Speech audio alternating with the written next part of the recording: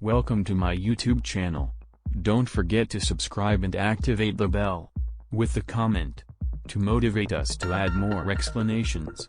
Thank you all. For anyone who does not know VIvaldi, it is a free web browser, GUI under a proprietary license and not fully open source, that works on Linux, Mac, Windows, and Android.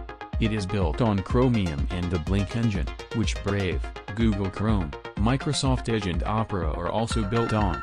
The browser is characterized by speed and lightness, great ability to customize, concern for privacy, in addition to its compatibility with Google Chrome Store extensions.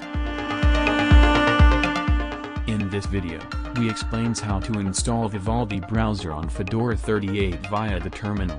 All commands are in the video description, you can download it. Fun follow-up.